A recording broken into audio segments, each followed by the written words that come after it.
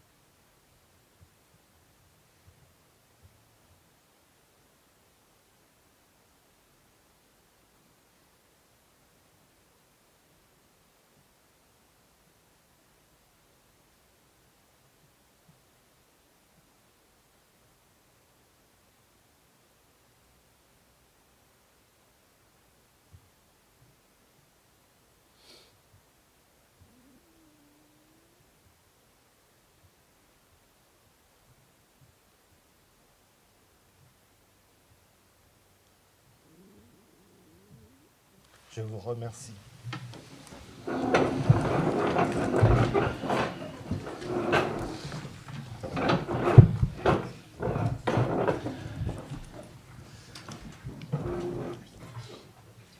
Je ne doute pas que Maëlys Gani, qui prendra sa suite en tant que conseillère municipale, saura également être fidèle à ses convictions et à l'écoute des habitants.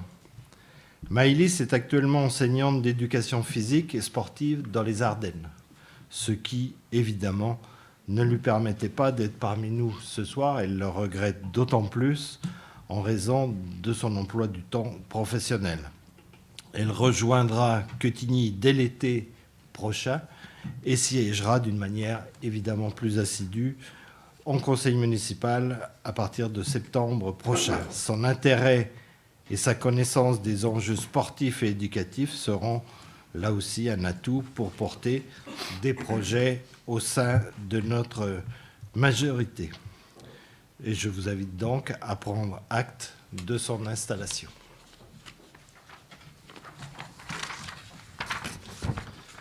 Rapport numéro 3 concerne la suppression d'un poste d'adjoint au sein du conseil municipal. Après le décès de Mario, il nous a semblé évident, et il m'a semblé très évident, de proposer Sophie Panetier, aujourd'hui conseillère municipale déléguée, en tant qu'adjointe.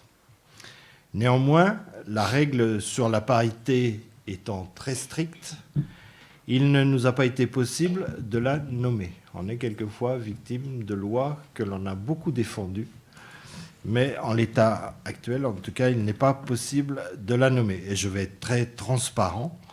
L'engagement, le travail, la disponibilité de Sophie ne pouvant pas être reconnus par ce biais-là, je ne trouvais pas juste de nommer quelqu'un d'autre adjoint au maire. Être adjoint, c'est une reconnaissance des projets portés, c'est un engagement permanent, c'est une disponibilité quotidienne, c'est la participation au temps institutionnel, mais également au temps de préparation des propositions municipales et au temps avec la population. Et aujourd'hui, Sophie passe beaucoup de temps avec la population dans le cadre des concertations notamment. Être adjoint, c'est penser un projet, l'imaginer, le porter et enfin mettre en œuvre la politique publique, son suivi et son évaluation. Et c'est pourquoi je vous propose de supprimer un poste d'adjoint au maire et de décider que les adjoints déjà élus à la suite de Mario Luchin donc, remontent dans l'ordre du tableau des élus. Et ainsi, celui qui était 7e devient 6e et idem pour le 8e. Voilà pour la suppression donc, de ce poste d'adjoint. Y a-t-il des remarques, Monsieur Taïbi? Oui, merci Monsieur Détang.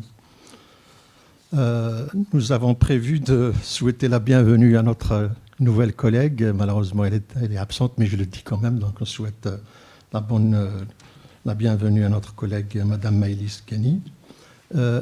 Vous avez répondu partiellement à la question que j'ai prévue, mais je la pose quand même parce qu'il y a peut-être d'autres éléments à nous rajouter.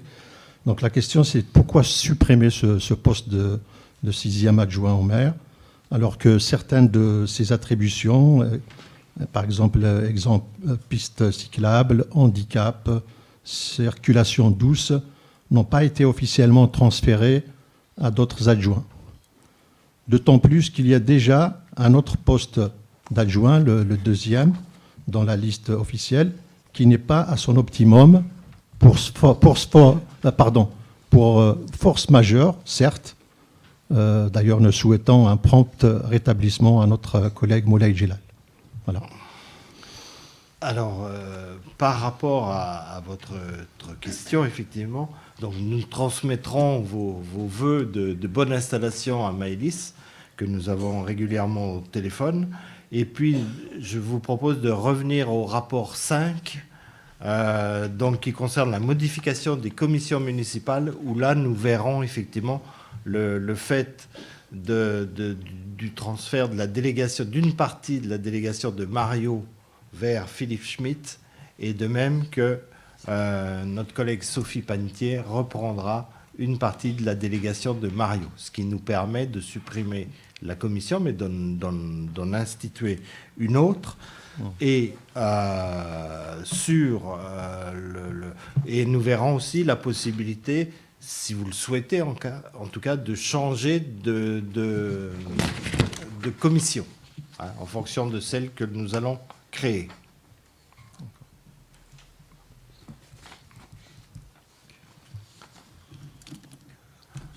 Sur ce rapport numéro 3, suppression d'un poste d'adjoint, donc les délégations se font par arrêté du maire. De fait, je ne procède pas au vote. Au niveau du rapport 4, modification des indemnités de fonction du maire, des adjoints et du conseiller municipal délégué.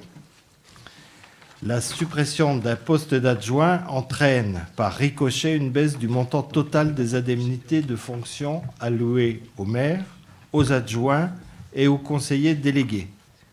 Ainsi, l'enveloppe passe de 9 438,45 € à 8 590,99 €. Et donc, il est par conséquent proposé de revoir la répartition des indemnités au sein de l'enveloppe totale. Peut-être qu'on me précise qu'il fallait voter sur la précédente délibération. Ah, il fallait voter. Donc,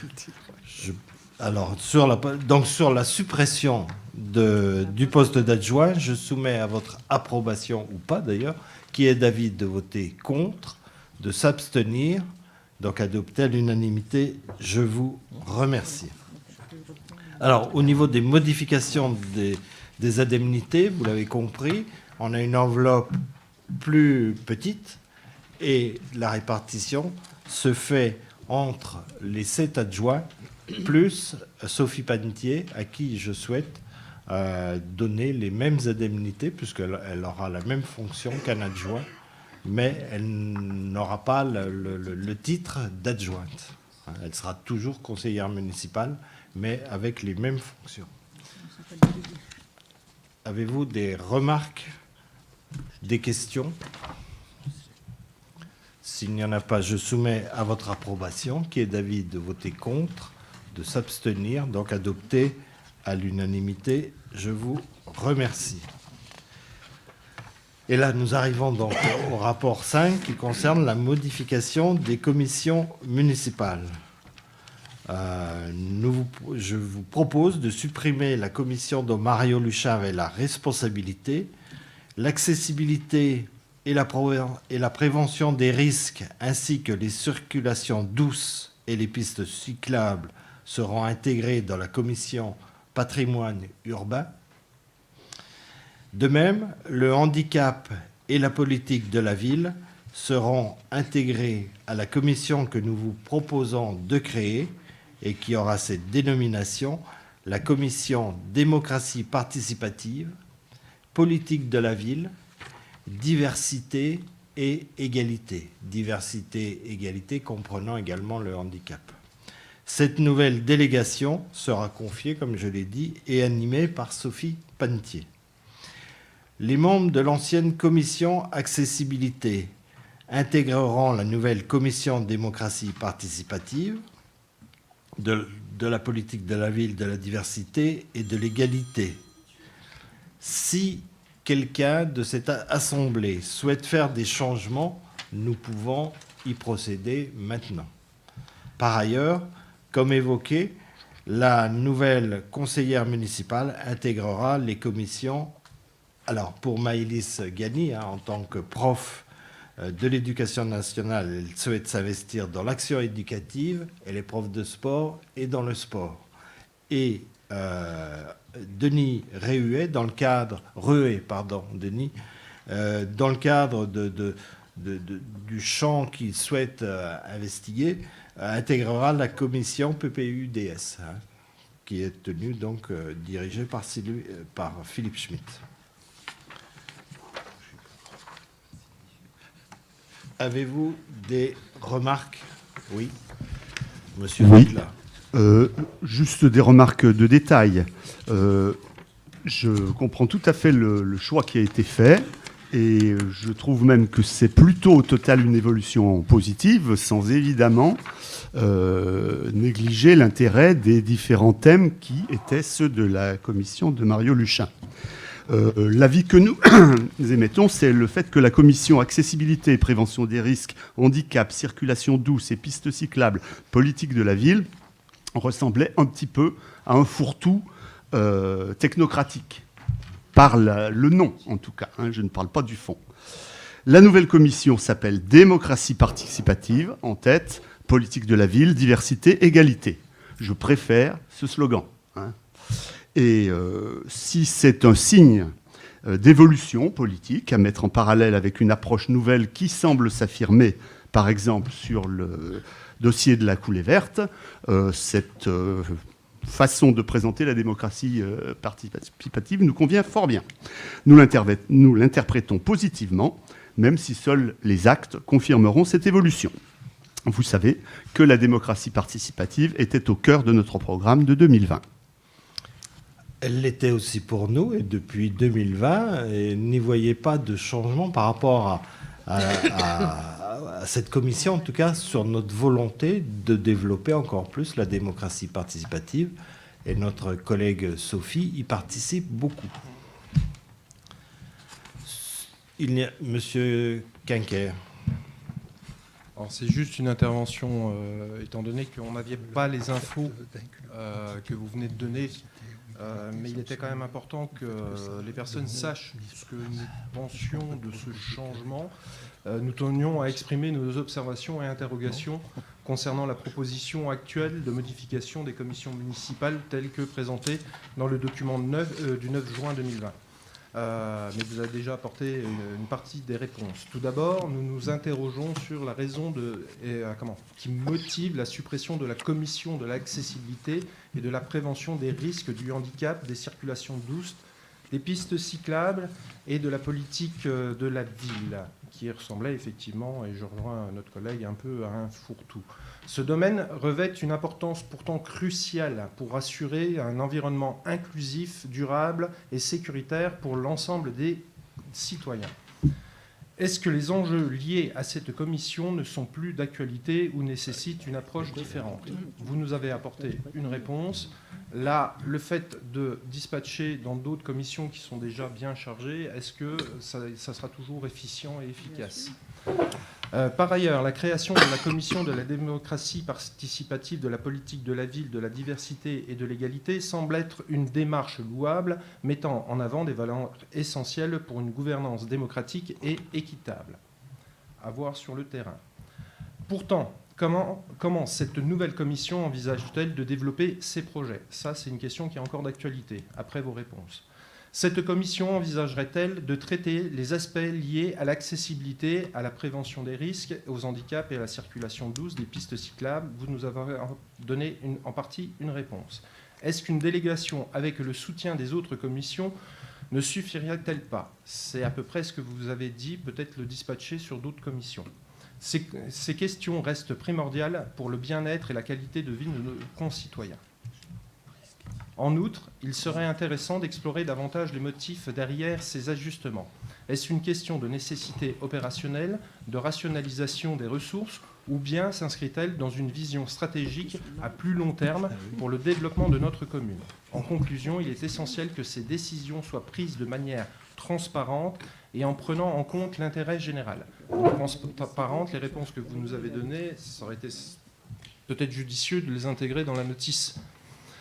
Nous sollicitons davantage d'informations et de clarifications sur la pertinence de la suppression de la commission en question et sur la manière dont les nouvelles commissions envisagent de traiter les sujets cruciaux qui étaient auparavant des compétences de celle-ci. Je crois que je vous ai répondu, donc je ne vais pas plus en détail. En rajouter plus. Ce qui nous motive, c'est le décès de Mario Luchin, c'est tout. Il n'y a pas, sinon la volonté de continuer les actions pour lesquelles nous avons présenté un programme auprès des habitants n'a pas changé. Et c'est avec encore plus peut-être de force C'est le deuxième décès quand même de notre liste aujourd'hui. Après notre collègue André Diegan Diouf dans cette salle porte le nom, Mario Luchat, et nous réorganisons en fonction effectivement du décès de Mario et des délégations que conduisait déjà Sophie Panetier. Et voilà, donc c'est un choix que nous avons fait et que nous soutenons avec force, je l'ai dit. Sur ce, y a-t-il d'autres interventions? Je n'en vois pas. Donc j'entends également qu'il n'y a pas de souhait de changer de commission. Donc je soumets à votre approbation, qui est d'avis de voter contre, de s'abstenir, donc adopté à l'unanimité. Je vous remercie. Rapport 6, modification des membres de la commission d'appel d'offres, commission MAPA. Et là, je vous propose donc, en application de l'article L2121-21 du Code général des collectivités territoriales, de décider, pour la désignation à venir, de voter à main levée.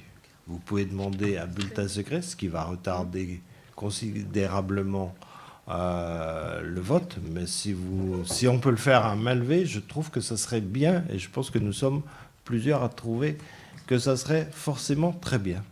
Donc, êtes-vous d'accord pour un vote à main levée? Merci. Et en raison, là aussi, de notre collègue Mario, nous devons également procéder à la modification des membres de la commission d'appel d'offres. Ainsi, nous vous proposons de nommer Véronique Bachelard titulaire et de nommer Sophie Panetier suppléante en remplacement de Véronique, donc Bachelard, et ainsi que Catherine Gauzy en remplacement d'Odile Lours. Et je soumets à votre approbation, qui est d'avis de voter contre, de s'abstenir, donc adopté à l'unanimité, et je vous en remercie.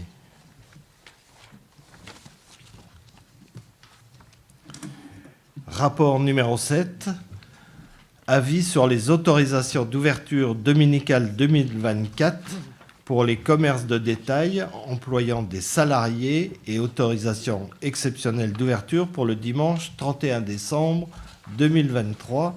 Et c'est notre collègue Isabelle Pasteur qui le présente. Merci Monsieur le maire, merci Rémi. Donc, dans le cadre de la loi du 6 août 2015 qui prévoit que la structure intercommunale, à savoir Dijon Métropole, statue sur les demandes de dérogation au repos dominical, une concertation des représentants des pôles commerciaux a été organisée par la CCI Côte d'Or et les partenaires sociaux pour établir la liste des ouvertures dominicales 2024 qui vous est soumise à approbation. Par ailleurs, à la suite de plusieurs demandes de commerce de la zone commerciale et au regard du calendrier 2023, avec des dates de réveillon pour cette année, les 24 et 31 décembre qui sont des dimanches, il est proposé d'ajouter exceptionnellement aux dérogations déjà soumises à validation lors du conseil municipal du 13 décembre 2022, celui du 31 décembre 2023, afin de permettre au commerce de répondre à la demande liée aux festivités de fin d'année. Il vous est donc proposé de donner un avis favorable à l'autorisation exceptionnelle de dérogation au repos dominical le dimanche 31 décembre 2023, d'émettre conformément à l'exposé ci-dessus un avis favorable de dérogation au repos dominical pour 6 dimanches pour les commerces de détail, à savoir les dimanches 14 janvier, 24 novembre, les 1, 8, 15 et 22 décembre 2024, et de 5 dimanches pour la branche automobile, à savoir les dimanches 14 janvier, 10 mars, 9 juin, 15 septembre et 13 octobre 2024. Voilà, et d'autoriser Monsieur le maire à accomplir toutes démarches et formalités nécessaires à l'exécution de la présente délibération. Merci, c'est assez classique. Y a-t-il des interventions, Monsieur Declat? Oui, je voudrais commencer par un petit rappel. Avant 2015, un maximum de 5 ouvertures dominicales étaient autorisées par an. En dépit des efforts de M. Sarkozy, qui avait souhaité, en remettant en cause le droit au dimanche, je cite, « gagner 1% de croissance avec les dents ». Le candidat Hollande avait clamé « Le combat de 2012, c'est de préserver le principe du repos dominical. Mais en 2015, la loi d'Emmanuel Macron, qui souhaitait déverrouiller l'économie française, c'est encore une citation, avait été adoptée au moyen de l'article 49.3 par le président Hollande et son Premier ministre, Manuel Valls, par crainte des frondeurs du PS. La métropole aujourd'hui prévoit 6 ouvertures pour les magasins de détail et 5 pour l'automobile. On se demande d'ailleurs pourquoi l'automobile en a besoin, sinon pour des opérations promotionnelles absolument pas indispensables. Nous précisons que le programme de la NUPES, aux dernières législatives, sur lequel nous nous accordons, prévoit explicitement de remettre en cause les autorisations de travail le dimanche. Pouvez-vous nous dire, monsieur le maire, quel a été votre vote sur ces ouvertures à la métropole ? Et, en tout cas, nous critiquons ce recul sur le droit du travail. Nous refusons que les grandes enseignes soient ainsi favorisées au détriment des petits commerces. Nous ne voulons pas encourager la surconsommation et nous soulignons l'incohérence de ces mesures avec la fermeture des salles publiques par économie d'énergie. Monsieur Taïebi. C'est pas vous allez peut-être répondre d'abord. J'ai voté, oui, j'ai voté pour. Oui, d'accord. parce que la raison, elle vous a donné également, c'est après une concertation entre la CCI et les partenaires sociaux. Donc c'est eux qui décident, c'est pas la métropole qui annonce les magasins seront ouverts tel jour. On nous demande de valider effectivement une décision qui a été prise entre les représentants de la CCI et les représentants des pôles commerciaux et les représentants syndicaux. Voilà, c'est la raison. Monsieur Taïebi. Alors moi je reviens sur la date du 31 décembre 2023 précisément. En ce qui concerne cette date, nous posons la question de la légalité d'un vote concernant ce délai extrêmement court. Si nous avons bien lu les informations et les lois citées, en principe, ça ne rentre pas dans le cadre de cette loi-là, puisque la loi du 6 août 2015, que vous avez, qui était citée dans la notice, prévoit, je cite, une décision du maire avant le 31 décembre pour l'année suivante. Donc si on considère cette loi, sauf erreur de ma part, donc c'est pas possible légalement. Merci. C'est une demande des commerces, effectivement, dans la même démarche pour le 31 décembre de cette année. Oui, mais la loi donc, qui prévoit ces dérogations pour votre personne, monsieur le maire, normalement, elle prévoit que ce soit fait avant le 31 décembre pour l'année d'après, pour l'année suivante. Ça veut dire, concernant la 2023, en principe, les délais sont écoulés. C'est une demande exceptionnelle. Même à titre exceptionnel, moi, je ne sais pas si... Ça a été voté à la métropole. Parce que la loi, déjà avant, elle stipule des exceptions, des dérogations qui sont accordées à monsieur ou madame le maire. Mais enfin, ça a été vu, effectivement, ça a été voté d'ailleurs à la métropole. Je l'ai voté aussi, si vous voulez en savoir mon choix. Les services juridiques de la métropole. Et ça a été validé par les services juridiques de la métropole. Donc ils ont étudié les conditions juridiques de la... Il s'agit d'un point de droit. Je crois que si on lit le texte de la loi, on ne peut pas voter pour. Nous voterons contre, évidemment. Je pense qu'on peut faire confiance aux services juridiques de la métropole qui ont étudié effectivement ce contexte de loi, et s'ils ont autorisé les membres du conseil métropolitain à voter dans ce sens, c'est qu'ils se sont prémunis de tout ce qui pouvait être juridique. Il y a parfois, même au plus haut sommet de l'État, des erreurs. Bon, on n'a pas de conseil constitutionnel, malheureusement. Donc, de toute façon, s'il s'agissait d'un point de détail, bon, on n'en ferait pas un fromage. Mais comme il s'agit d'un droit fondamental, nous votons contre. Voilà, non mais c'est ce que j'allais vous proposer. On va procéder au vote. Et si après vous voulez aller en justice, libre à vous d'y aller. C'est pas le sens de la démarche. C'est juste pour savoir peut-être qu'il manquait des points au niveau de la notice. Non. Ou voilà. Enfin, peut-être qu'il y a quelque chose qui nous échappe, mais voilà. C'est un sujet important pour nous.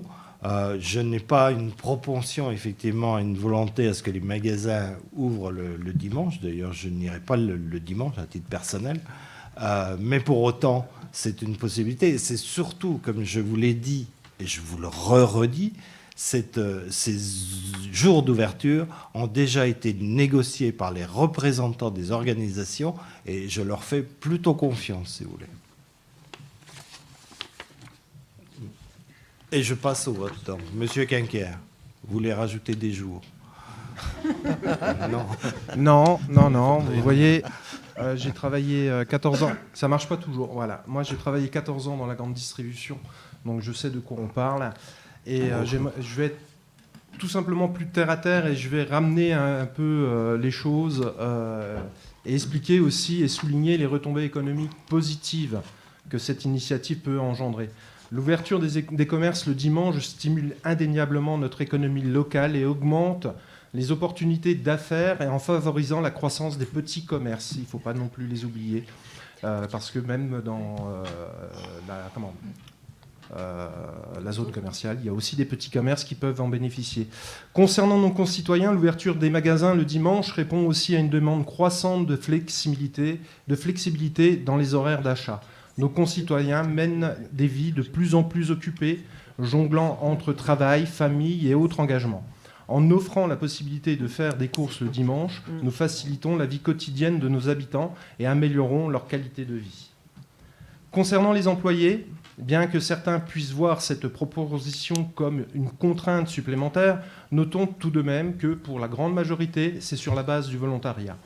Nous devons également reconnaître qu'elle crée des emplois supplémentaires et des opportunités de travail aux personnes qui préfèrent ou ont besoin de travailler pendant le week-end. Il suffit d'aller au petit casino, regarder le dimanche, les caissières ne sont pas les mêmes, etc., etc. Nous devons soutenir la liberté de choix des travailleurs tout en garantissant des conditions de travail équitables. Enfin, soyons honnêtes autour de cette table. Qui n'a jamais fait ses courses un dimanche ou tard le soir?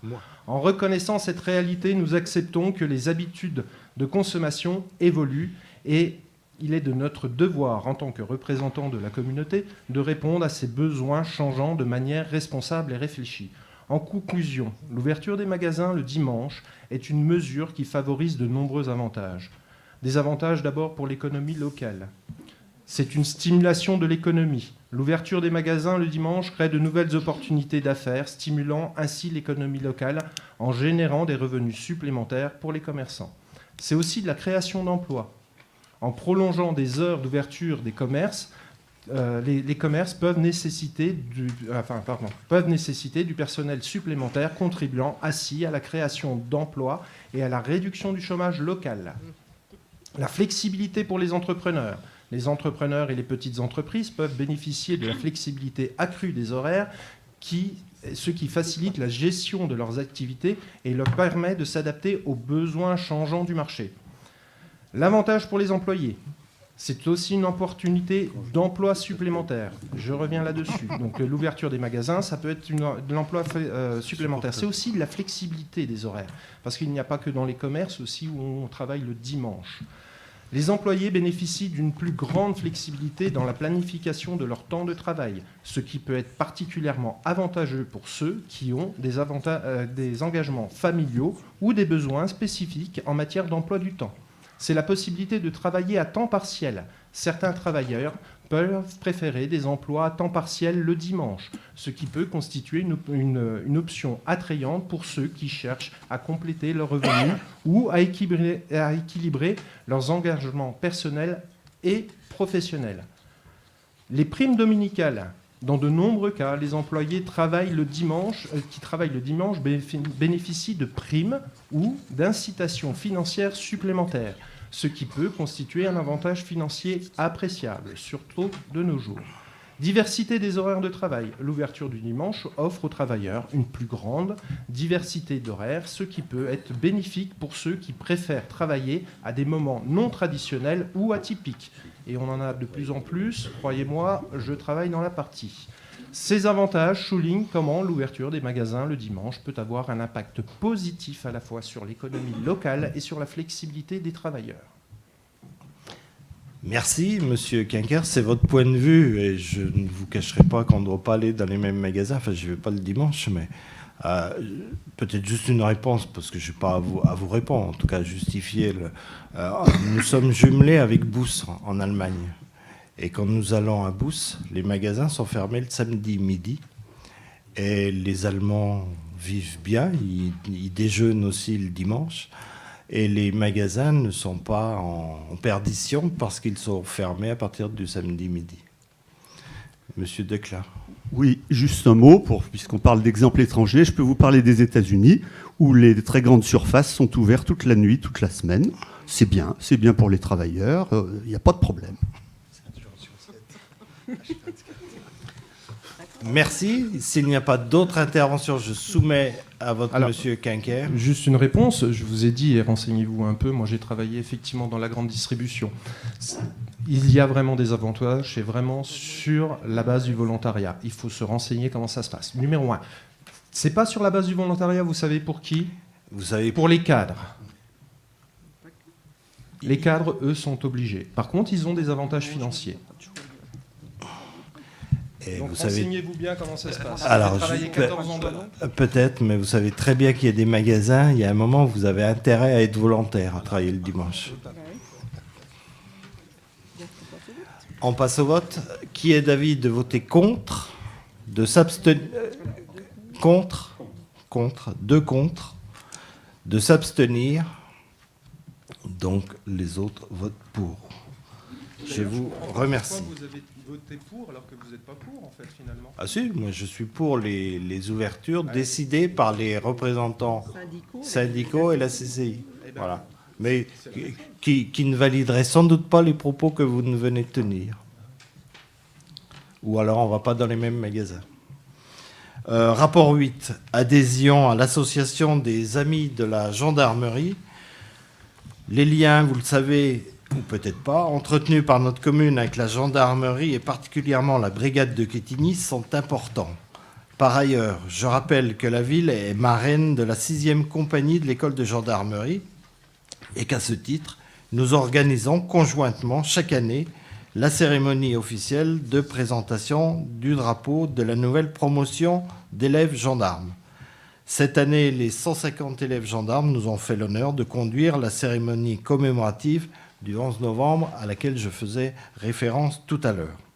Enfin, la gendarmerie participe chaque mois à notre comité local de sécurité et de prévention de la délinquance, permettant de partager sur des situations individuelles et préoccupantes. Pour attester des liens partenariaux forts entre la gendarmerie et la ville de Quetigny, je propose donc au conseil municipal l'adhésion de notre commune à l'association des Amis de la Gendarmerie pour un montant de 100 €. Y a-t-il des interventions, Monsieur Taïebi ?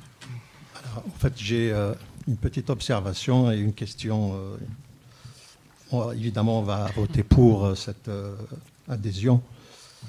Nous avons un grand respect envers la gendarmerie qui exerce au service de tous un travail très utile, difficile et dangereux.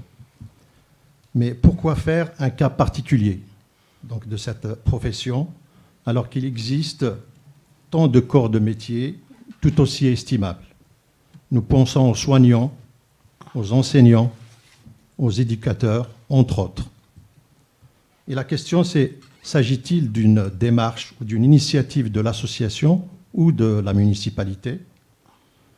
Donc nous comprenons qu'il s'agit évidemment ici d'une affaire de bonne intelligence, entre guillemets, envers notre filleul, puisqu'on est la municipalité est marraine, et que la somme prévue est très modeste. Mais ce cas particulier nous paraît plutôt un peu incongru. Merci. Non, c'est dans le. Je vous l'ai dit, c'est les liens, les relations. Après, je ne sais pas s'il y a une amicale des infirmiers, des plombiers ou de qui sais-je, les pompiers, pourquoi pas. Et c'est pas un choix dans l'échelle des valeurs par rapport aux différents corps constitués. Nous travaillons bien avec les pompiers. Nous avons des relations importantes. Nous leur prêtons même quelquefois des salles pour qu'ils puissent faire des formations. Mais la gendarmerie, nous avons effectivement un lien peut-être plus proche, en tout cas plus permanent, parce que la gendarmerie, nous sommes en contact presque au quotidien. Au quotidien. Par exemple, vendredi, au collège, il y a eu une intervention de la gendarmerie qui s'est avérée, en tout cas il n'y avait pas de danger, heureusement, mais une fausse alerte. Mais c'était voilà, c'est cette réalité-là, comme ils sont là en prévention, et c'est vraiment ce lien-là qui nous conduit en plus avec l'école de gendarmerie. J'interviens pareil à l'école de gendarmerie régulièrement pour rappeler le lien important nécessaire dans le cadre de leur future fonction de gendarme avec les collectivités locales. C'est dans ce cadre-là. N'y voyez pas en tout cas un choix de valeur par rapport à d'autres corps constitués. Je soumets à votre approbation, qui est d'avis de voter contre, de s'abstenir, adopté à l'unanimité. Je vous remercie.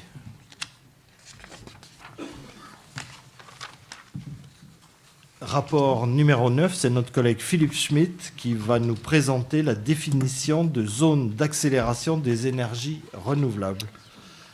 Merci, Monsieur le maire. Donc, l'accélération des énergies renouvelables est un enjeu majeur pour atteindre les 30% d'énergie propre en 2030. Pour 2050, l'impératif de neutralité carbone implique de pousser le curseur jusqu'à au moins 70%. Les collectivités locales doivent prendre leur part de responsabilité dans le déploiement de ces énergies renouvelables en permettant l'identification de zones d'accélération. La préfecture a expressément demandé aux villes de rendre une cartographie des zones d'accélération avant le 31 janvier 2024. Dans le cadre de notre stratégie durable pour 2030, nous avons d'ores et déjà intégré le souhait de développer des énergies propres sur la commune. Pour mener à bien l'identification des zones d'accélération aquitine, nous avons dans un premier temps défini les énergies que nous souhaitions développer. Après analyse des potentiels énergétiques du territoire, le travail s'est axé principalement sur les filières du bois-énergie, de la méthanisation, du réseau de chaleur urbain et de l'électricité d'origine photovoltaïque en toiture et en ombrière de parking. L'éolien n'est pas envisageable sur la ville et le couloir aérien nous préserve de ces installations. Pour définir nos zones, nous avons tenu à éviter toute artificialisation supplémentaire du territoire. Seuls les espaces déjà artificialisés ont été choisis pour permettre l'installation de moyens de production d'énergie renouvelable. L'avantage pour les zones d'accélération est d'une part de bénéficier d'un régime juridique simplifié et sécurisé, avec des délais d'instruction réduits et des procédures allégées pour procéder aux installations, et d'autre part de pouvoir définir des zones d'exclusion. À ce stade, nous avons décidé d'écarter les maisons individuelles dans le but de ne pas augmenter les démarches téléphoniques intempestives auprès des habitants.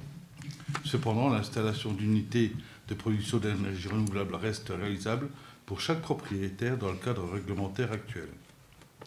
Les zones choisies concernent donc l'ensemble de la zone commerciale, les bâtiments publics, la chaufferie urbaine et les grands collectifs.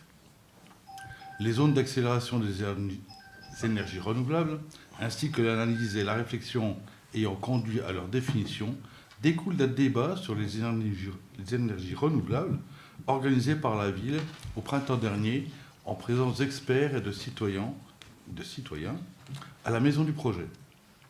Les zones ont également été soumises à la consultation du public par le biais d'un dossier d'information sur le site internet de la ville et disponible en format papier à l'accueil de la mairie.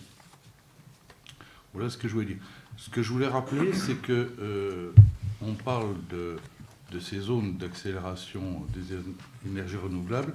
C'est lié à la loi 2023-175 du 10 mars 2023. C'est vrai qu'aujourd'hui, on en parle de plus en plus puisqu'il y a des échéances, mais on a cette obligation. L'intérêt, c'est que ça va être simplifié pour les porteurs de projets. Et ça nous permet aussi, si on le souhaite, après c'est avoir des zones d'exclusion. Je pense à la place Abbé Picard, je n'aimerais pas y voir des photovoltaïques par exemple. Donc on pourra intégrer ce genre de choses, mais on verra ça en commission. Si vous avez des souhaits d'exclusion, on pourra aussi en parler. Je pense que vous avez tous regardé donc l'annexe numéro 3. Vous avez vu donc toutes les zones qui sont ciblées.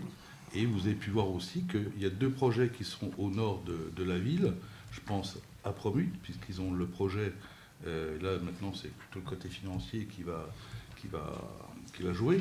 Mais ils ont le souhait de la construction du bâtiment, d'ailleurs, a été prévu avec l'armature pour les photovoltaïques. Et on sait que la ferme de Philippe Grandsagne, il a aussi un projet en réflexion, c'est pour ça qu'on les a intégrés. Mais c'est uniquement au niveau de la ferme. C'est pas, il est hors de question d'avoir un champ où il y aurait du photovoltaïque dessus. Les champs, c'est pour produire des aliments. Mettre des arbres pour ceux qui aiment les arbres. Voilà. Merci pour cette présentation. Y a-t-il des interventions, Monsieur Decla? Oui, merci. L'examen des vues aériennes nous montre que les secteurs concernés sont bien les zones d'habitat collectif et d'activité, ce qui est tout à fait normal. Dans l'ensemble, nous sommes favorables à cette planification. Peut-être aurait-il fallu entreprendre un peu plus tôt cette démarche et sans doute le dossier aurait-il pu donner lieu à débat, d'ailleurs pas seulement en commission. Nous approuvons évidemment les objectifs environnementaux affichés par le programme et nous suggérons, pour rafraîchir nos concitoyens, de couvrir de panneaux solaires la place centrale. Non, c'est une blague. Nous croyons plutôt aux grands arbres, au feuillage fourni. En revanche, nous rebondissons sur l'expression « acceptabilité locale » employée dans votre présentation. Vous avez consulté les Quétignois, vous venez de le confirmer, sur des projets précis, à la maison du projet. La question est de savoir combien de gens de la commune à peu près ont été impliqués dans ces discussions, et d'autre part, combien de réponses à peu près vous avez obtenues par la consultation par Internet. Et que disent-elles?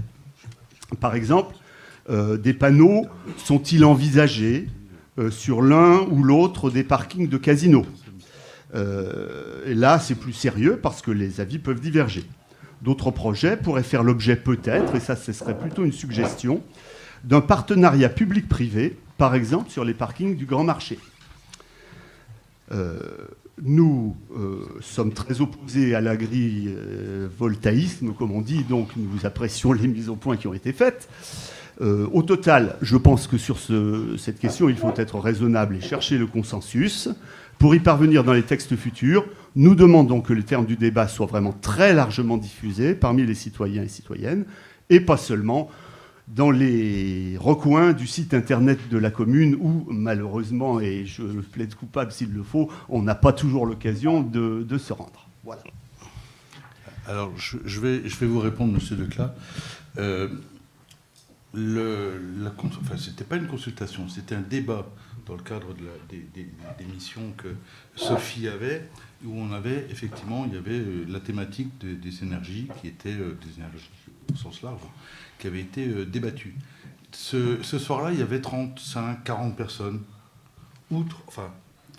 d'habitants. Il y avait des gens de la municipalité, des élus, etc., mais des habitants. Donc, ces 40 personnes, on est bien d'accord, on n'est pas à 2000. Mais il y a eu ce débat-là, et il était très riche. Ça, c'était très intéressant pour ça. Et puis, par rapport à la consultation sur Internet, je n'ai pas de chiffres à vous donner, je ne peux pas lancer des chiffres comme ça sans pouvoir. Mais ce qui était intéressant, c'est que quand on a eu ce débat au printemps, ce n'était pas un débat qu'on avait dans le cadre des énergies renouvelables, c'était dans un cadre beaucoup plus large, et ça nous a permis, puisqu'on a quand même voté à plusieurs reprises, soit un agenda 21 il y a 6 ans, et puis maintenant un agenda 2030, et on est toujours dans cette réflexion. Les énergies font partie de l'agenda 2030. Donc ça fait partie de notre quotidien. Enfin, vous connaissez tous Amandine Peleux maintenant, qui est notre chargée de mission, c'est son job, donc voilà, pour répondre en partie. Merci.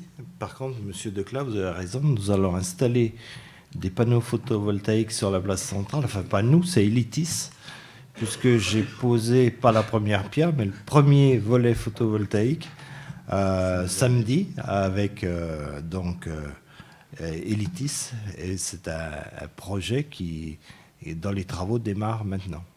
Oui, c'est un petit peu plus haut. Et c'est une première, alors là aussi il faut être fier en tant que Quétignois, c'est une première nationale où nous aurons une gestion à l'appartement, pas sur la copro, mais à l'appartement. Et dépêchez-vous si vous voulez des appartements, il en reste plus que 3. Nous sommes rassurés. Et c'est dire l'intérêt des habitants, mais pas que, pour effectivement les différents programmes immobiliers que nous lançons à Quetigny, puisque les 2 copros vers la résidence intergénérationnelle, tous les appartements sont vendus. Merci. S'il n'y a pas, alors on revient au dossier présent en tout cas, d'autres interventions, je soumets à votre approbation, qui est d'avis de voter contre, de s'abstenir, adopter à l'unanimité. Je vous remercie.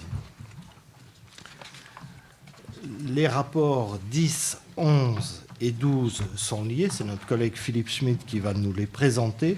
Il va faire une présentation globale et nous les voterons après un par un. Un par un ? D'accord. Oui. Donc je vous propose de présenter conjointement la délibération 10 sur la désaffectation d'une partie de la parcelle AI 376, la délibération 11 sur son déclassement et la délibération 12 sur sa cession. Cette parcelle en pointe de 410 m² environ appartient aujourd'hui à la commune et se situe sein du golfe municipal à la bordure jouxtant les locaux du cabinet d'experts comptables CAPEC. Cette partie de parcelle n'est pas utilisée par le golfe et est en friche et n'est pas constructible. Nous vous proposons de la désaffecter, de la déclasser du domaine public et enfin de la céder à la société Théma afin de leur permettre d'effectuer une extension d'un étage sur leur bâtiment et ainsi d'améliorer le coefficient de biotope sur leur parcelle. Je rappelle que reconstruire la ville sur la ville et augmenter la hauteur des bâtiments est aujourd'hui une solution identifiée pour éviter l'artificialisation des sols et l'étalement urbain. La ville de Lyon s'est notamment lancée dans la construction de logements par surélévation. La commune a demandé un avis au domaine qui a évalué le prix de la parcelle à 4 100 €, soit 10 € du mètre carré. Nous vous proposons d'augmenter le prix de cession à 8 200 € hors taxe, soit 20 € du mètre carré. Et donc, demande au conseil municipal d'autoriser la désaffection dans un premier temps, et puis on verra pour les autres. Merci. Sur ce rapport, ou ces 3 rapports, y a-t-il des interventions ? Oui, alors c'est effectivement sur les 3, parce que tout est lié, bien sûr. Alors, on se pose d'abord une question. En quoi l'élévation en hauteur du bâtiment entraîne-t-elle la cession d'un terrain ? Est-ce pour un parking, pour une extension du rez-de-chaussée impliquant un étage supplémentaire dans le bâtiment d'origine, pour une meilleure visibilité depuis la ligne de tram et l'avenue de Bourgogne, qui peut être intéressante financièrement ? Nous rappelons que cette parcelle, aujourd'hui herbue, se trouve en zone N, c'est-à-dire naturelle, comme le golfe d'ailleurs, c'est-à-dire une zone verte dont nous allons tout à l'heure célébrer le rôle positif pour notre environnement. Si elle peut être cédée, est-ce parce qu'il s'agit d'une rénovation de construction existante, comme le permet la loi ? On vend au tarif quand même très avantageux pour l'acquéreur, malgré ce que vous avez dit, 20 € le mètre carré, un terrain municipal à une entreprise privée, le cabinet d'expertise comptable CAPEC, sans doute très bien informé de son intérêt, pour lui permettre de réaliser des profits à court terme. Et quels profits ? Un article récent de Mediapart nous renseigne sur ce mode très en vogue de résidence ubérisée, où les tarifs des prestations sont arbitraires et où les occupants sont fragilisés. Je cite. Avec un statut juridique encore très flou, relève-t-il de l'activité commerciale ou est-il soumis au droit locatif traditionnel ? Le co-living ouvre la voie à une flexibilisation du marché locatif où tout pourrait se négocier autour d'un contrat. Plus besoin de s'embarrasser avec des préavis trop longs, l'encadrement de la hausse des loyers, etc. En s'adressant au public des nomades digitaux, des cadres en mobilité, les sociétés qui ont investi dans le co-living achètent des espaces dans des grandes métropoles où elles contribuent à faire monter les prix. Pour faire de confortables marges et rémunérer les investisseurs, il suffit de rogner sur les services en sous-payant par exemple les sous-traitants. Un phénomène observé partout où le co-living s'est développé. S'il s'agit bien de logements pour étudiants, pourquoi faire appel aux capitaux du privé pour en construire ? Pourquoi pas le Crous ? A-t-il été consulté ? Vous comprendrez que suite à ces remarques et observations, nous voterons contre ce projet.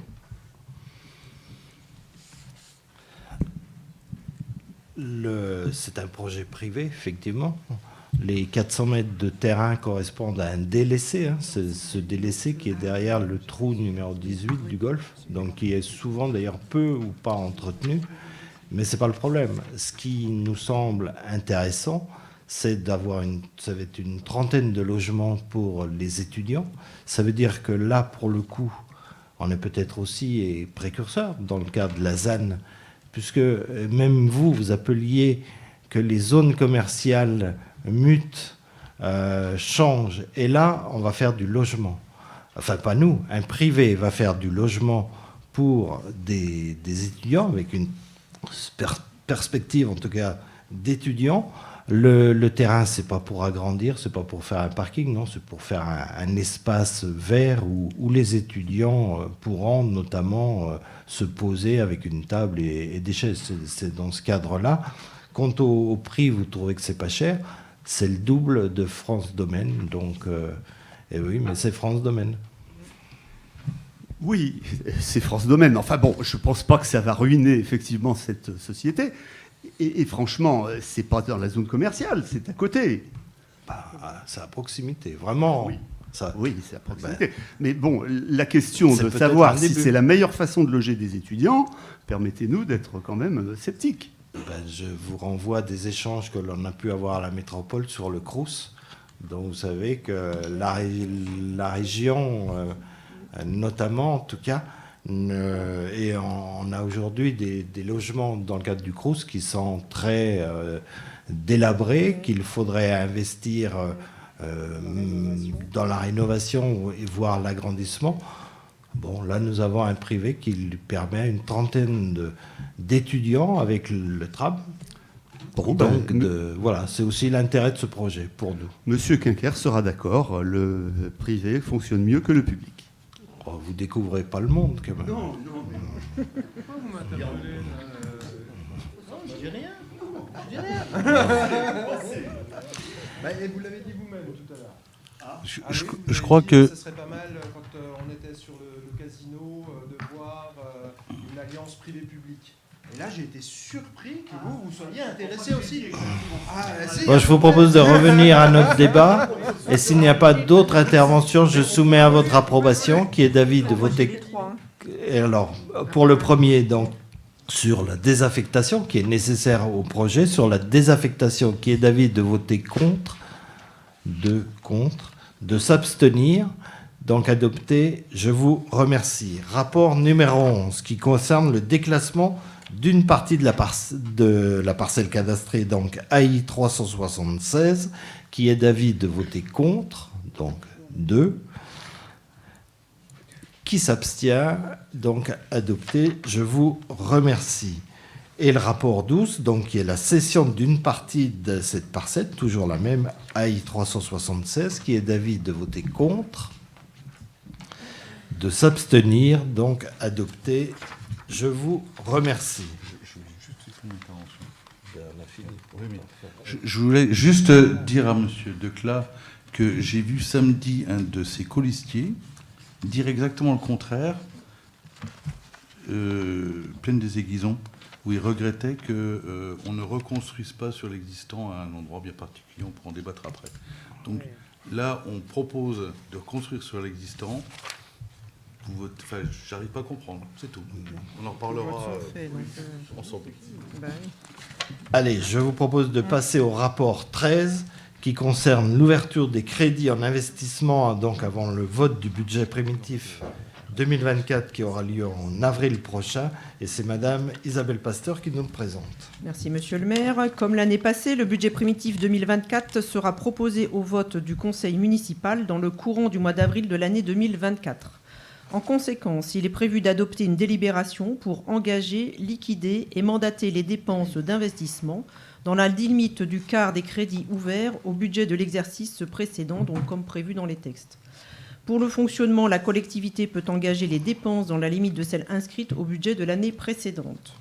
Il vous est donc proposé d'autoriser, dans l'attente du vote du budget primitif 2024, l'exécution des dépenses d'investissement pour le budget principal, dans la limite du quart des crédits d'investissement votés pour l'exercice 2023, exception faite des crédits de paiement afférents aux autorisations de programme et des crédits afférents au remboursement du capital de la dette, donc selon le tableau jour en annexe 5, donc qui représente pour les ouvertures anticipées de crédit un montant de 397 774,90 €. D'autoriser l'exécution des dépenses à caractère pluriannuel des autorisations de programme du budget principal dans la limite des crédits de paiement de 2024. Et là, nous en avons pour un montant de 4 027 585 €. Et d'autoriser Monsieur le maire à prendre toute décision et à signer tout acte nécessaire à l'application de la délibération. Sur ce rapport, Monsieur Taïbi. Juste une petite question. Évidemment, on va voter pour, mais quelles sont les raisons qui justifient le report jusqu'en avril 2024 donc, du vote du budget? Les fois précédentes, il y avait la crise Covid-19, et puis l'an dernier, il y avait les incertitudes liées à l'inflation, mais pour cette fois-ci... Non, alors en fait, c'est pas lié. On a fait le choix de cette deuxième année de voter le vote en avril parce que la loi de finances n'a pas encore déterminé tous les détails et on n'est plus, je dirais, confortable à pouvoir décaler ce vote du budget en avril. D'autant plus qu'on aura le débat d'orientation budgétaire au mois de mars. Et on a beaucoup plus d'éléments, je dirais, factuels et concrets pour avoir un budget complètement ficelé, le fait de le décaler sur mars ou avril 2024. Merci. S'il n'y a pas d'autres interventions, je soumets à votre approbation qui est d'avis de voter contre, de s'abstenir, donc adopté à l'unanimité. Je vous remercie. Rapport 14, il concerne le golf municipal avec la poursuite de la convention d'affermage et du bail à construction jusqu'à leur terme d'origine. C'est toujours Madame Pasteur qui nous le présente. Merci Monsieur le maire. Le conseil municipal du 13 décembre 2022 avait décidé de procéder à la résiliation de l'ensemble contractuel reliant la ville à l'exploitant du golf municipal, la société Blue Green, pour motif d'intérêt général au regard de la durée excessive de celui-ci, ce dernier datant des années 80. Par délibération en date du 4 avril 2023, le conseil municipal avait approuvé le recours à la concession de services publics pour l'exploitation du complexe golfique et autorisé Monsieur le maire à engager la procédure de passation du contrat. Une seule candidature a été remise, celle de la société Blue Green, exploitant actuel du golf. Les négociations se sont poursuivies avec ce soumissionnaire jusqu'à la remise de son offre finale le 21 novembre 2023. Or, il ressort de cette offre finale une perte de recettes considérable pour la ville. En effet, dans le contrat actuel, la ville perçoit un montant de recettes de plus de 62 000 €. Or, le futur contrat prévoyait notamment une redevance seulement de 30 000 € annuels et l'arrêt du remboursement de la taxe foncière, avec de plus une demande d'un versement initial par la ville au profit de Blue Green de 209 000 € pour le rachat de biens mis à disposition du concessionnaire. En définitive, l'insuffisante concurrence liée à la réception d'une seule offre a été particulièrement défavorable et a empêché d'obtenir une offre compétitive. Dans ces conditions, il a été décidé de déclarer sans suite la procédure de passation de la concession. Il est donc demandé à Blue Green de poursuivre l'exploitation du golfe de Quetigny au 1er janvier 2024 sur le fondement des contrats en cours.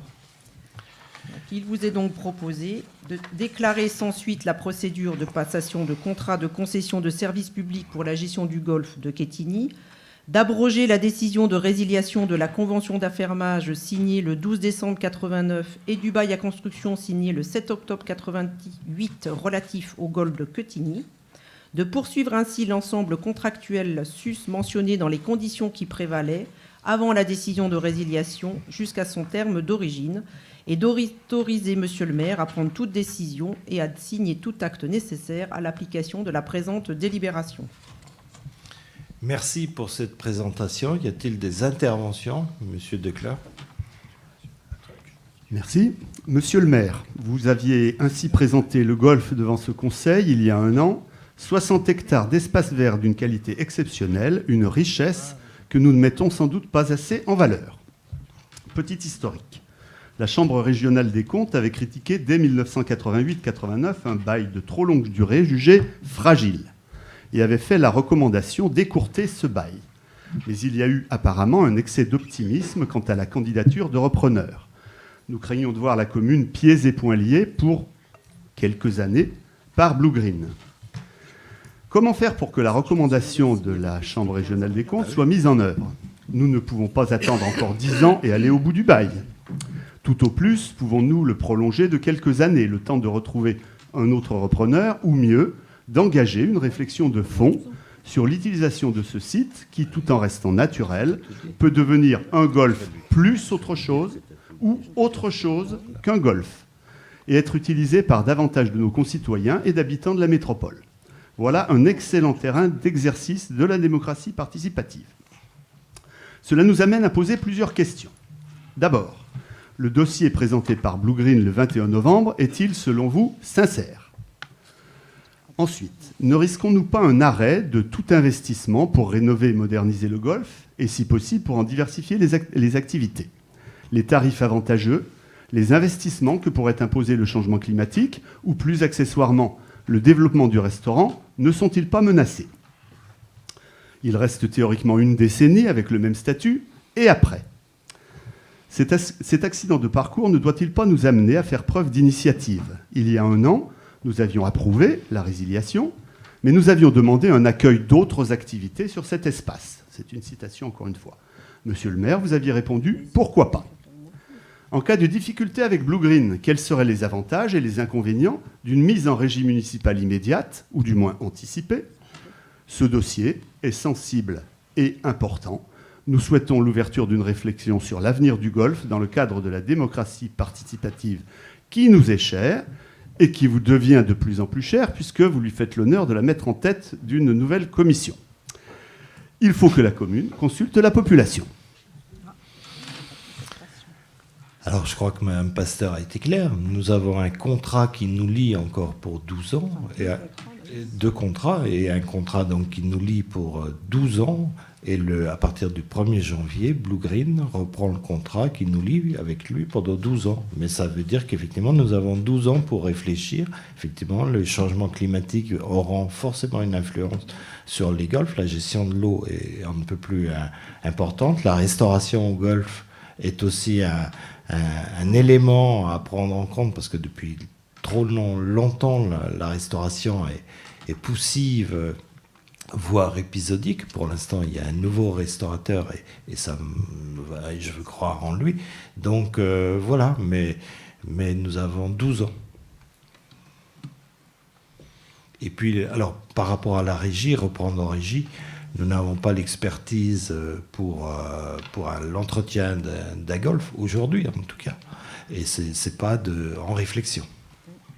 Et puis, il y a des salariés privilégiant les salariés qui sont aujourd'hui, qui font leur travail d'une très belle façon. Y a-t-il d'autres interventions? Je n'en vois pas. Je soumets à votre approbation. Qui est d'avis de voter contre, de s'abstenir? 2 abstentions. Donc, adopté. Je vous remercie.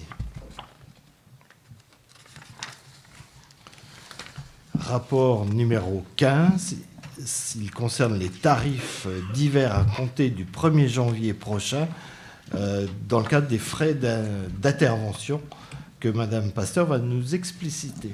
Merci, Monsieur le maire. Donc, il vous est proposé de fixer de nouveaux tarifs municipaux sur les frais d'intervention, donc qui regroupent les interventions des services municipaux pour encombrement du domaine public qui concernent la refacturation auprès des grandes anciennes pour le ramassage de caddies encombrant la voie publique.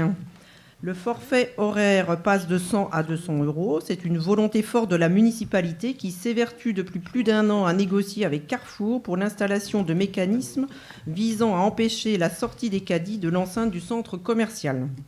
Cela n'étant toujours pas réalisé et Carrefour ne procédant pas systématiquement au ramassage de ces caddies, nous durcissons donc le ton quant aux tarifs de ramassage effectués par nos services techniques. Ce n'est pas aux contribuables quétinois de payer pour la société Carrefour. D'autre part, nous vous proposons donc de modifier également les interventions pour capture d'animaux dont la grille tarifaire enregistre les nouveaux forfaits communiqués par la SPA. Et vous avez donc tout le récap de ces tarifs nouveaux sur l'annexe 7. Merci sur ce rapport. C'est pas une intervention, vous avez dit que ça passait de 100 à 200 euros ? Oui, sur le forfait horaire. Ah oui, je vois qu'au niveau de la grille, ça n'a pas été modifié. Donc, bonne remarque, il faut effectivement que nous affichions. Donc, sur la première ligne, intervention des services municipaux pour encombrement du domaine public, il faut bien noter 200 euros au lieu de 100. Merci, Madame Dos Santos. Monsieur Decla a demandé la parole. Oui, donc à propos de l'encombrement du domaine public par des déchets encombrants, Carrefour ou pas Carrefour, un civisme caractérisé, les habitants que nous rencontrons évoquent devant nous régulièrement ce sujet qui leur tient à cœur. Dans ce domaine, je vais peut-être vous étonner, je dis oui à la répression. 200 euros n'est pas trop cher payé, et donc nous voterons.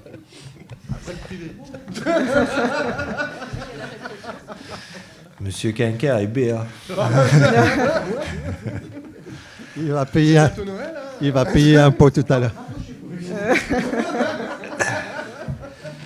Des Allez, rapprochements vont se faire. s'il n'y a pas d'autres interventions, je soumets à votre approbation qui est d'avis de voter contre, de s'abstenir, adopter à l'unanimité. Je vous remercie.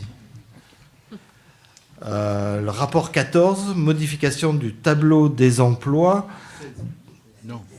Il y a eu un problème dans le... Ah, effectivement. Ah, il y a des copier-coller. 16, donc c'est le rapport 16 qui concerne bien la modification du tableau des emplois.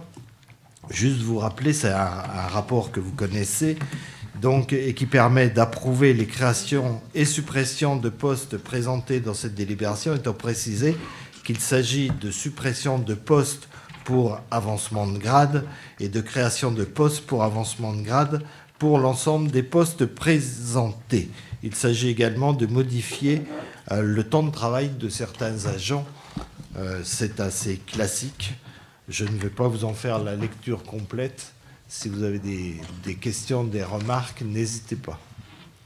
Je n'en vois pas. Je soumets à votre approbation qui est d'avis de voter contre, de s'abstenir, adopté à l'unanimité. Je vous remercie. Le rapport donc 17, il concerne le projet d'établissement de l'école municipale de musique, de danse et des arts de Quetigny. Et c'est notre collègue Sandrine Mutin qui nous le présente. Merci, monsieur le maire. Mets-toi le micro. Le projet d'établissement 2024-2029 de l'EMDA, aujourd'hui soumis au vote des élus, a été travaillé en collaboration avec l'équipe enseignante ainsi qu'avec le comité d'usagers de l'école. Ce dernier a ensuite été présenté en commission culturelle le mois dernier et a reçu un avis favorable.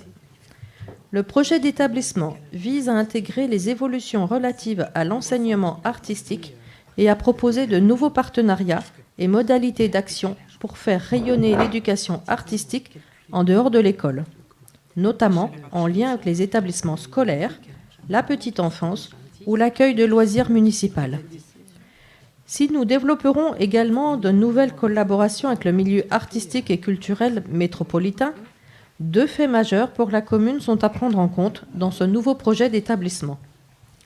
D'une part, l'ouverture prochaine de la parenthèse, qui pourra accueillir des spectacles et permettre des représentations des élèves, et d'autre part, l'entrée en quartier politique de la ville d'une partie de notre commune qui nous conduiront à renforcer plus encore l'allée vert et l'accès à la culture pour toutes et tous.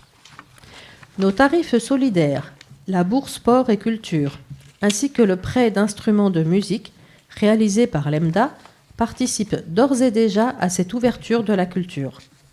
Le projet d'établissement, qui sera décliné en fiche action, ira encore plus loin dans cette volonté d'émanciper les citoyens grâce à l'art et à la pratique artistique pour tous. Enfin, je souhaite ici mettre en lumière l'augmentation du nombre d'usagers de l'EMDA, avec 40 inscrits en plus cette année. Les objectifs d'évolution du futur projet d'établissement s'orientent autour de 3 thématiques. L'enseignement artistique, pour réaffirmer et mieux structurer les parcours de formation et relancer une dynamique autour de projets pédagogiques et artistiques communs à toute l'équipe et aux usagers de l'EMDA. Deuxième objectif, l'éveil et l'éducation artistique en approfondissant les partenariats avec les établissements scolaires, les structures petite enfance, les services de la jeunesse et solidarité de la ville, et en favorisant l'accès à une pratique artistique aux personnes en situation de handicap. Et troisième objectif d'évolution, le rayonnement sur la vie artistique et les partenariats. Pour participer à la vie culturelle de la ville de Quetigny, en créant des projets transversaux au sein du pôle culture, notamment avec le nouveau lieu culturel La Parenthèse. Pour développer des projets artistiques en partenariat avec diverses structures culturelles, la métropole ou la Côte d'Or, des artistes en résidence, des associations de pratiques amateurs, les conservatoires, l'Opéra de Dijon ou le Centre de développement chorégraphique. Le projet d'établissement sera décliné chaque année sous la forme d'un projet pédagogique et artistique par l'équipe de l'EMDA. Les grandes orientations du projet d'établissement ont été présentées au comité consultatif de l'école du 8 novembre dernier et a reçu un avis favorable. Il convient aujourd'hui de procéder à sa validation. Ainsi, il est proposé au conseil municipal d'approuver le projet d'établissement de l'EMDA, joint en annexe 8 pour la période de 2024 à 2029. Merci. Sur ce rapport, avez-vous des remarques, Monsieur Decla ? Oui, tout simplement pour dire que nous avons étudié ce document en commission culture, nous avons posé des questions, obtenu des réponses convaincantes, et la directrice a montré un bon investissement de son équipe dans des activités riches et variées. Le projet est cohérent et les quelques adaptations correspondent bien à l'évolution des publics, donc nous voterons évidemment pour. Merci. Vous avez souligné l'investissement effectivement des agents, mais c'est valable aussi pour tous les services évidemment. S'il n'y a pas d'autres interventions, je soumets à votre approbation, qui est d'avis de voter contre, de s'abstenir, donc adopté à l'unanimité. Je vous remercie. Au niveau des informations, donc, vous avez la présentation de l'avis du CST sur le rapport social unique de l'année 2022. Et après, nous avons une question orale de M. Quinquer, que je vais laisser la présenter. Merci, Monsieur le maire. Monsieur le maire, mesdames, messieurs, les membres du conseil municipal. En cette période hivernale, je me permets de porter à votre attention une problématique qui perdure et bien trop souvent récurrente dans notre belle commune de Quetigny, les problèmes de chauffage. Ces derniers concernent les quartiers de Fontaine-Village, mais également d'autres secteurs du parc locatif géré par CDC Habitat. En effet, cette problématique s'étend comme un froid mordant à l'ensemble du parc locatif sous l'égide de CDC Habitat dans notre commune. L'an dernier, suite à une panne de chaudière qui avait trop longtemps duré, l'opposition a allumé la flamme du changement. Suite à 2 interventions énergiques de notre part, des solutions ont été apportées dans le quartier de Fontaine-Village. Oui. Changement de prestataire au niveau de l'entretien de chaudière. Changement de radiateur d'appoint et de certaines fenêtres a permis de retrouver la chaleur bien méritée. Et enfin, le remboursement d'une partie des frais de facture d'électricité. Cependant, force est de constater que ces efforts ont été éphémères comme la neige au soleil. Depuis le début du mois d'octobre, nos concitoyens, nos voisins ont dû affronter une nouvelle fois le froid sans chauffage. La remise en fonction de la chaudière n'a eu lieu que le 29 novembre dernier. Mais jusqu'à quand cette réparation sera-t-elle efficace ? En effet, une fuite subsiste. Nous devons prendre conscience que les conséquences de cette panne ne sont pas uniquement thermiques, mais aussi financières. Les factures d'électricité explosent, imposant des charges supplémentaires à des budgets déjà très contraints. Un locataire, par exemple, a vu sa facture passer de 28 € à près de 100 €, bien qu'il n'utilise pas les radiateurs de manière excessive, puisqu'il est absent toute la semaine. Il est grand temps de mettre fin à cette situation inacceptable. Nous ne pouvons pas ignorer que ces problèmes touchent l'ensemble du parc locatif de CDC Habitat à Quetigny, avec des ennuis récurrents à Cours-Sully, place Albert Camus, et même dans la nouvelle résidence multigénérationnelle. Et ce n'est pas tout. Les habitants font face à d'autres problèmes d'hygiène liés à la présence de blattes et de rats, des risques pour leur sécurité, ainsi que des préoccupations majeures en matière de trafic de drogue. Il est par conséquent important d'agir et d'agir vite. Monsieur le maire, en tant que gardien des intérêts de notre communauté, nous vous interpellons sur divers points concernant le parc locatif social de notre commune. Concernant le chauffage, quelle action spécifique la municipalité compte-t-elle entreprendre pour garantir la fiabilité et l'efficacité des systèmes de chauffage dans l'ensemble du parc locatif social ? Est-il prévu d'instaurer un suivi régulier des équipements de chauffage afin de prévenir des pannes récurrentes ?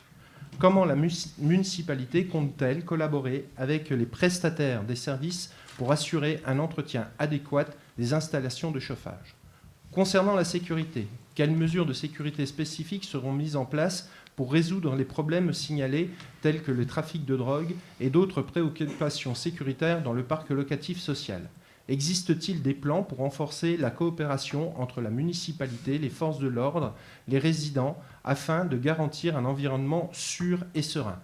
Comment la municipalité entend-elle aborder les préoccupations liées à la sécurité des espaces communs et des abords de résidence ? Concernant l'hygiène, quelle initiative la municipalité prévoit-elle pour résoudre les problèmes d'hygiène, notamment la présence de blattes signalées dans certains logements ? Est-il envisagé d'intensifier les programmes de prévention des nuisances tels que les interventions régulières d'exterminateurs ou la sensibilisation des résidents à des pratiques d'hygiène optimales ? Comment la municipalité compte-t-elle assurer une gestion proactive des problèmes d'hygiène pour éviter leur récurrence dans le futur ? Ce n'est pas parce qu'il s'agit de logement social que ces locataires doivent tout accepter. Nous espérons, monsieur le maire, que vos réponses ne seront pas simplement des paroles en l'air, mais des engagements concrets pour assurer le bien-être de tous les habitants de notre charmante commune.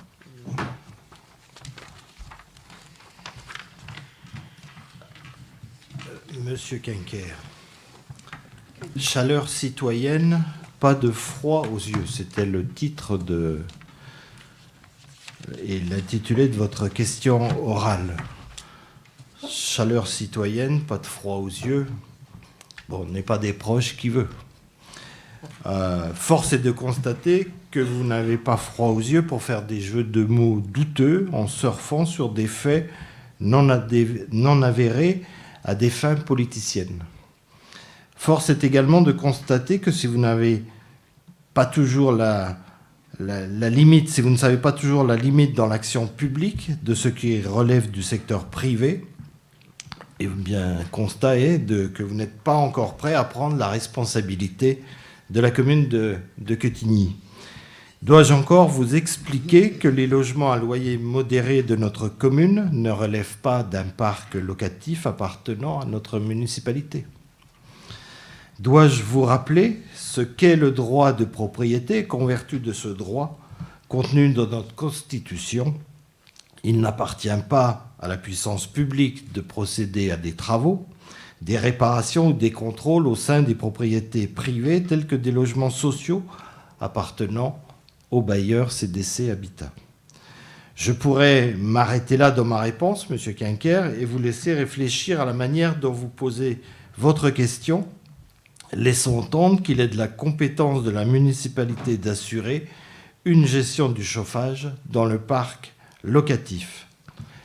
Mais je ne peux décemment pas vous laisser répondre des inepties dont le seul intérêt pour vous est de créer une polémique ou tenter d'exister. Alors, le constat, c'est que je suis systématiquement informé lorsque des problèmes entre les locataires et le bailleur apparaissent. Que ce soit lors des permanences des adjoints les samedis matins en mairie ou à travers des courriers que je reçois. Et je veille toujours à trouver une solution qui n'est pas toujours facile, mais à trouver cette solution pour les habitants.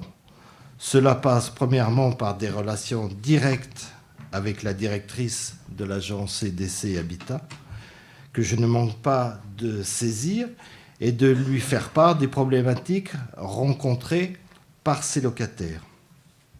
Nous sommes le 19 décembre, je n'apprends rien à personne, et nous n'avons pas attendu aujourd'hui pour régler les problèmes.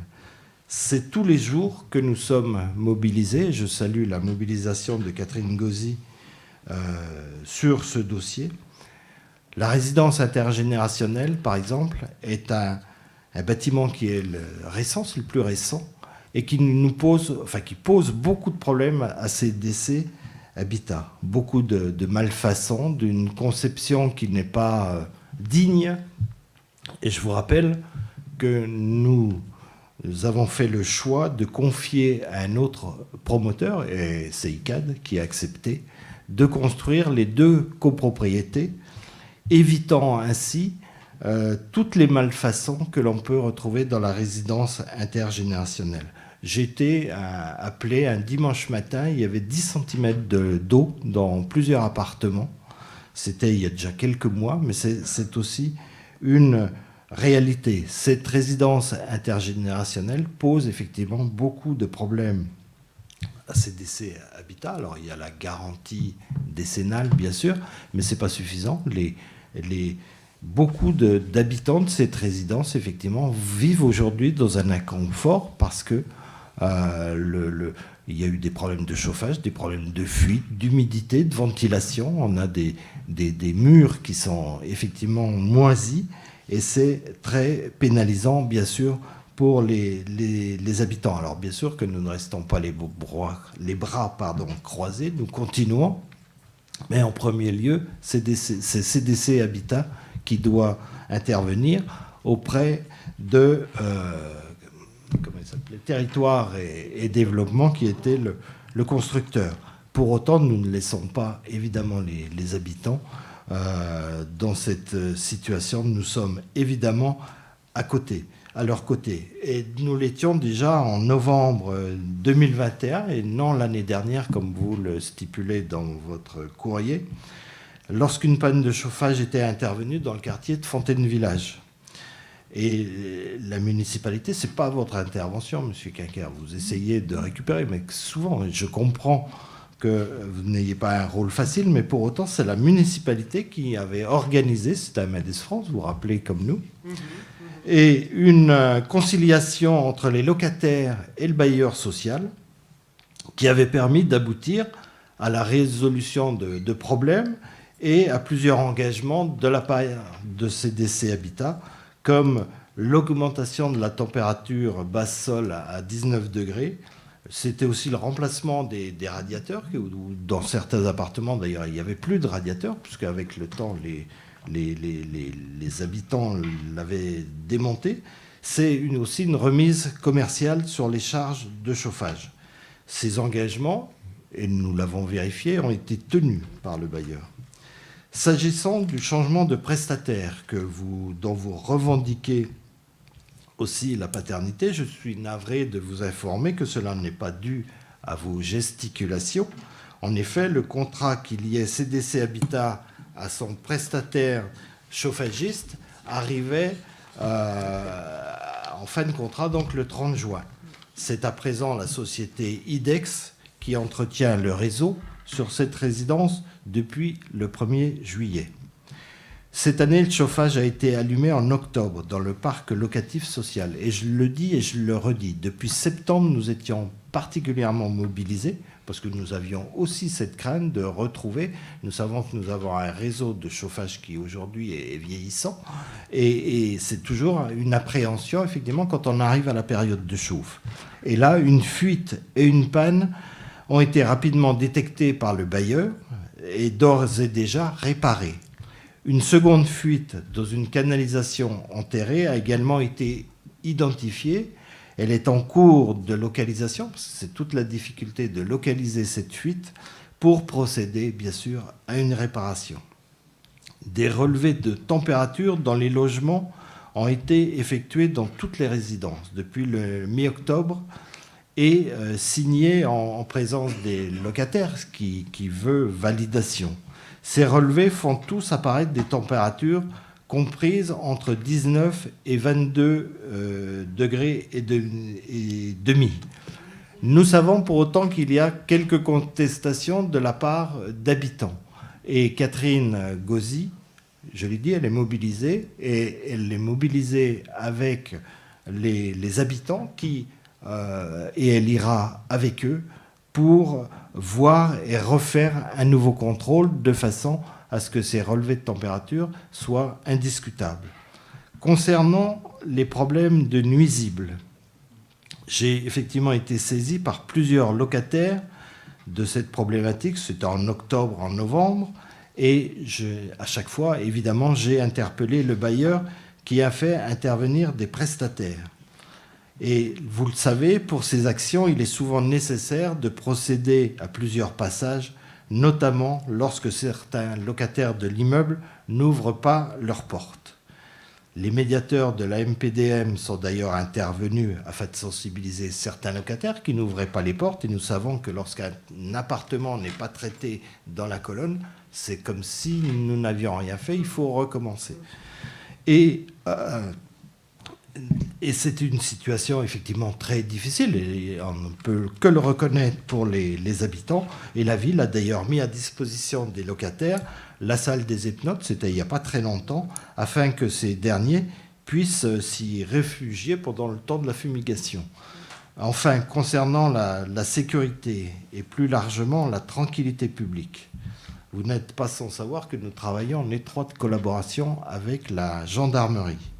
Le lieutenant participe chaque mois à notre commission locale de sécurité et de prévention de la délinquance afin d'échanger les informations et sur les cas individuels et la mise en place d'actions. Et je rappelle d'ailleurs que CDC fait partie aussi du CLSPD, ce qui nous permet en tout cas de travailler avec CDC pour aller au plus près et répondre aux attentes des nombreux locataires de Quetigny.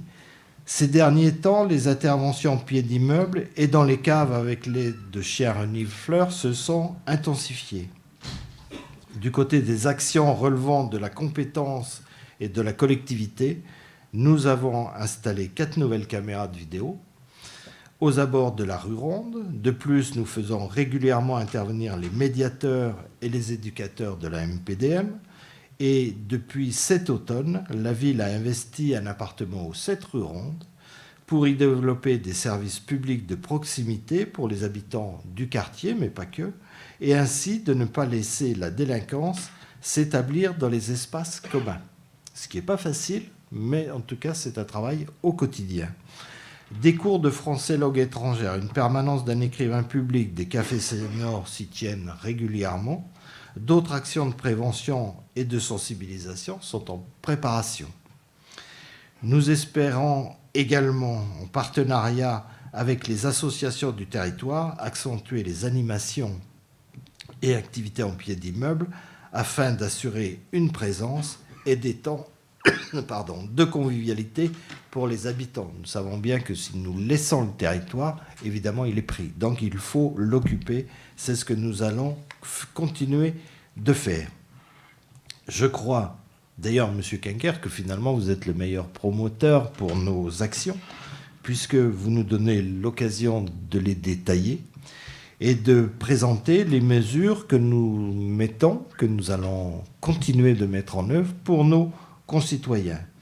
Et pour finir, je souhaite affirmer ici que les locataires de logements sociaux ne sont pas traités différemment des autres Quetignois. Nous réglons indifféremment des conflits, que ce soit dans le parc locatif privé ou auprès des bailleurs sociaux. D'ailleurs, vous le savez, c'est l'histoire de la ville. Le logement social, il est en centralité. Et c'est une fierté, en tout cas. Et c'est pour cela que nous allons, je l'ai dit, continuer à travailler pour faire que de la mixité réelle en centralité, je l'ai dit. Je veux saluer l'ensemble des personnes qui interviennent. Je l'ai dit pour Catherine, notre collègue adjointe. Les autres services sont mobilisés. Le service des espaces verts sont mobilisés également pour assurer la tranquillité et la sécurité. La police municipale intervient aussi longuement sur ces quartiers. Et puis, nous savons, les blattes, j'ai reçu beaucoup de courriers, nous avons accompagné des habitants, que ce soit au cours Sully, rue Ronde, c'est évidemment désastreux d'avoir ces bestioles chez soi.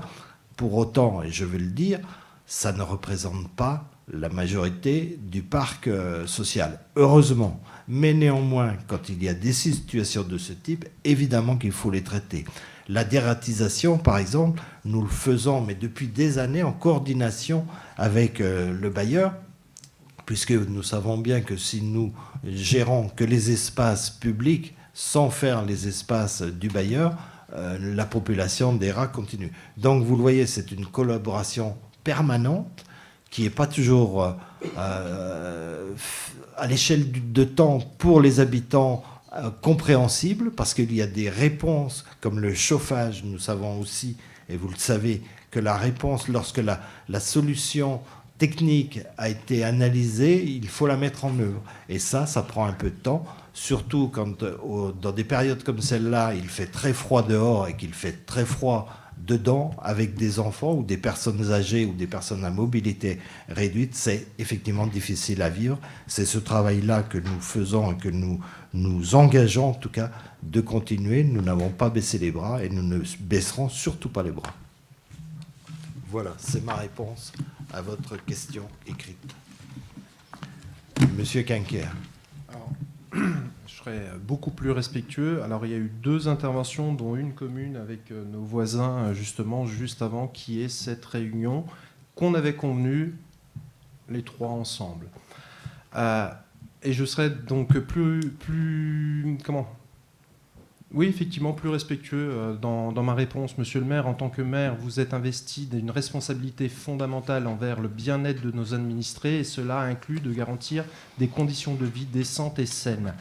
À cet égard, l'article 6 de la loi numéro 89-462 du 6 juillet 1989 portant sur les rapports locatifs souligne clairement l'obligation du maire de veiller à la salubrité des habitations. Il stipule mais que... c'est ce que nous faisons. Oui, mais... Je vous ai répondu, ça, on ne va pas prolonger. D'ailleurs, vous savez que dans notre règlement, il n'y a pas de... Lorsque la question est écrite, je vous réponds et c'est terminé, il n'y a plus de conversation. Mais je vous, exceptionnellement, parce que c'est le dernier conseil municipal, je vous le permets. Donc, mais vous connaissez donc la loi, et vous savez que aussi CDC Habitat a lui aussi est soumis, il est soumis en fait à la loi Elan du 23 novembre 2018. Cette loi vise à garantir la qualité des logements sociaux et impose les critères précis pour assurer la sécurité et la défense de la salubrité des habitations. Donc je suis bien au courant. En fait, je vous interpellais sur quelque chose. Mais c'est aussi de votre devoir de faire pression sur CDC pour que le travail soit fait. C'est ce que nous faisons. Eh bien, de façon plus efficace. Enfin, permettez-moi de souligner que ma démarche ne vise en aucun cas à critiquer vos décisions ou l'inertie de CDC Habitat. Nous souhaitons lancer un appel à une collaboration renforcée entre les différentes parties prenantes.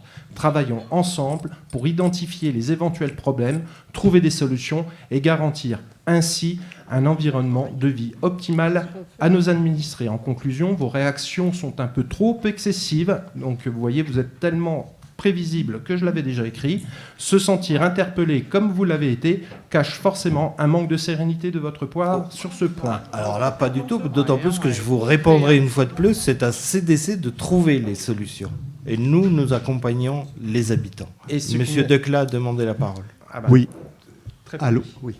Alors, la réponse que je vais faire est très courte et vous avez repris beaucoup de choses que nous partageons d'ailleurs, hein, mais je voulais répondre simplement à la chose suivante à Monsieur Quinquer en quelques lignes. Hein.